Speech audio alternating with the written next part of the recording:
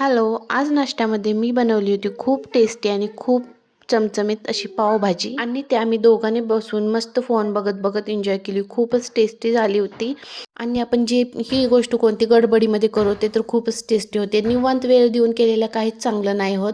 आणि इकडं बघू शकतात पिल्लूचा अवतार कसा झाला होता, कारण की तिने अंघोळ केल्यानंतर तिची केस तसेच सोडून गेले होते मी ड्राय करून, आणि तिला ऑइलही लावलं नव्हतं आणि केसही केले नव्हते. त्यामुळे तिचे पहिलं केस करायला घेतले, त्यानंतर मस्त असं तिचा जुट्टू घालून घेतला. आणि आमची पिल्लू कुठंच शांत नाही बसणार, काही करताना तिची काहीतरी ॲक्टिव्हिटी चालूच असते.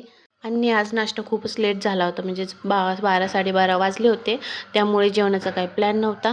घरातले छोटे मोठे कामं होते आणि काही स्वयंपाक वगैरे करायचं नव्हतं. त्यामुळं पहिलं पिल्लूला आवरून घेतलं आणि त्यानंतर माझंही आवरून घेतलं. थोडीशी फ्रेश झाले, हेअर वगैरे नीट केले. त्यानंतर भाजी वगैरे आणून ठेवलेली होती आणि ते तोडून ठेवायचं होतं आणि डायरेक्ट रात्री स्वयंपाकाला इझी जाईल, त्यामुळे मी भाजी आणि इकडं पुदिना तोडून घेतला आणि डुग्गूसाठी मस्त अशी भरपूर व्हेजिटेबल्स टाकून खिचडी बनवली. आणि डुग्गूसोबत हेच बघायला लागतं आम्हाला.